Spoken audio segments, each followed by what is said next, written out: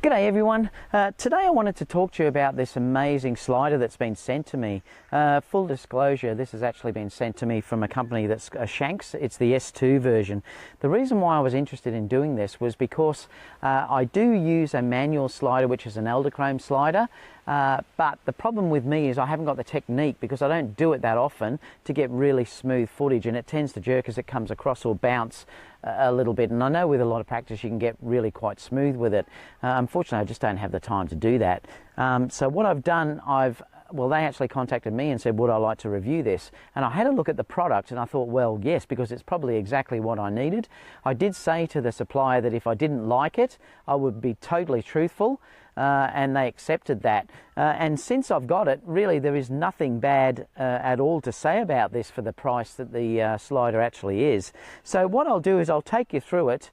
And before we do that, I also have tried as well to use gimbals to do things like brides' bouquets and things like that. But again, it tends to jump a little bit and it's never stable enough. Or if I want to zoom in and get the ring and then sort of go out and have that out of focus, it's very, very hard to do it on anything that's not motorized. And that's why I thought this might be such a good product to use. So let's have a look at it anyway, and I'll take you through the features. Okay, so let's have a look at the slider itself. Now, it is made from carbon fibre, so it's a really light slider. It is really nice and light to hold.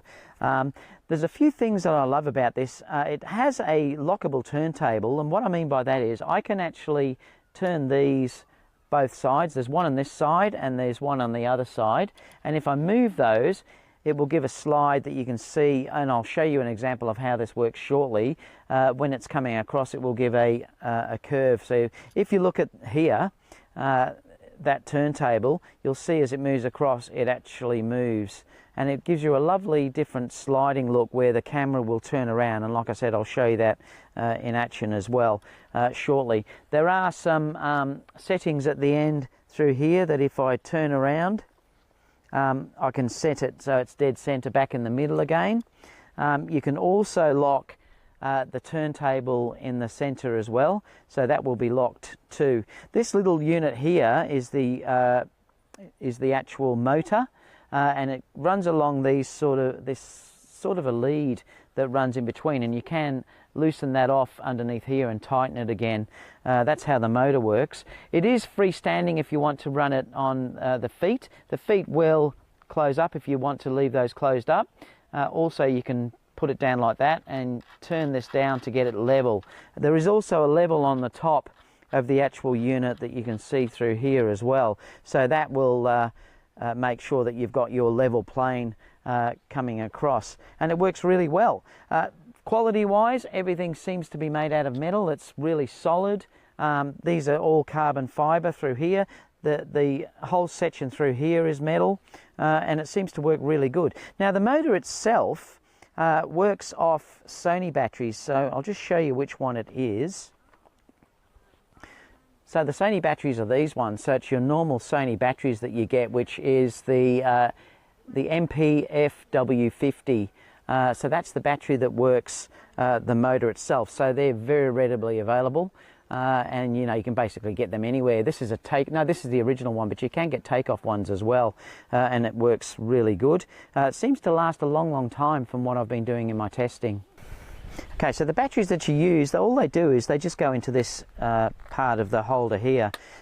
Alright, so what I'll do is I've added the camera onto this now. Now I've used just an Eldochrome attachment here. You can use any, so you could use a tripod head, anything that you'd like to attach the camera. This is just what I like to use.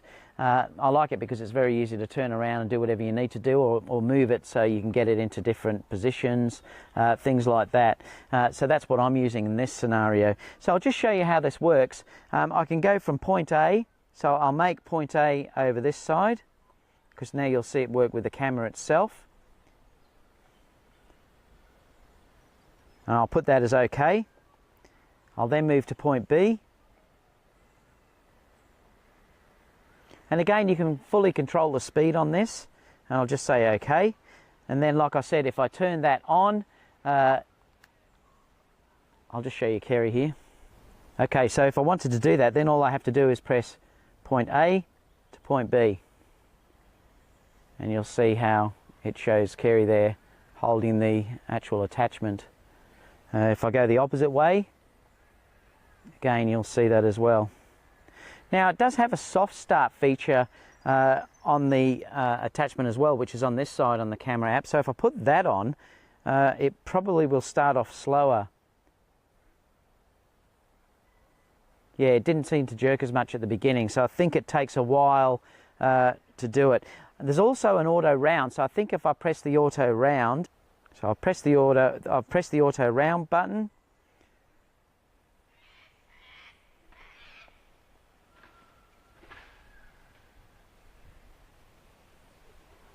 Yeah, so there you go. So it just does it on its own. So it'll go backwards and forwards without stopping. So now what we'll do is we'll actually look at how the camera will change if I move these, which will use that turntable on the top. I'm just going to stop it. So if I now move these, so I'm going to move the turntable. So now you'll notice as it goes now, the camera will actually turn. So if I now go auto round and just hit play, now you'll notice now that the camera's turning, so it's giving a different look. And again, because it's on auto round, it's just going to keep coming back. So one of the things that this can also do is it will climb up. Now you've got to be careful depending on how heavy the gear is that you're putting on this. If you go down too far, it might jump a little bit. So you've got to be very careful about how much weight you put on it to do this. But you'll see that this will work from that setting. So if I run and press record through here and run it through it, you'll see it will actually step up.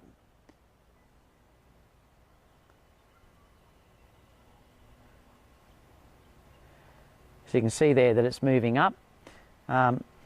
So it will go up on an angle like that if you need it to. Obviously, depending on the motors, this probably won't do what a really expensive one would do. It had much stronger motors, but it will still work on some angles. I did try it down a little bit further than that, and it did start to sort of skip on the actual lead that it's connected to here, this cable. It just jumps a little bit, so it was obviously too much for it to handle. Like I said, it's dependent on the amount of weight of your camera and the lens that you've actually got on it.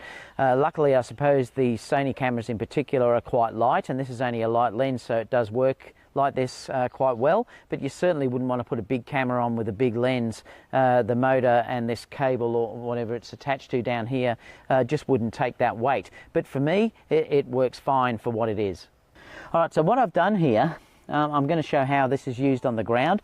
I've adjusted the feet, so the feet here will screw in and out to get it level, which works fantastic. So you can get it level. You can use the spirit level on here to make sure that it's actually working well. So it does show you here that you don't need to have this on a tripod to actually get it to work. So I'm going to press record and we'll just have a look at how that works.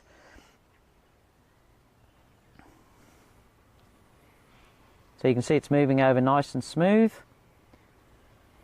And again, I can control the speed as well here if I wanted to, but it works great.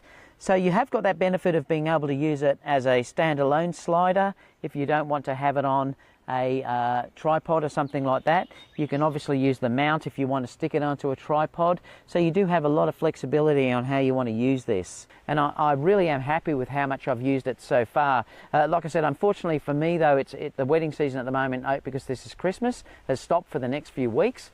So I will be using it in the coming days though, or the coming weeks. I'll start using it full time in my business. So you will start to see that being used in paid shoots. But I'll just give you a couple of shots now just so you can see how it works in practice.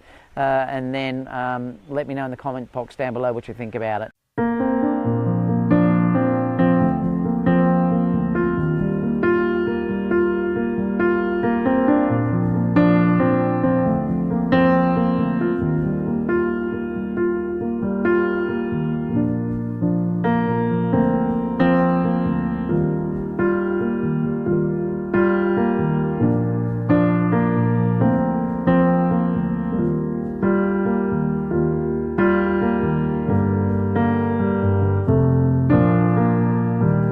So it's got some great features. It really has got some fantastic features. Very easy to set up, very easy to use on your with your iPhone for the app.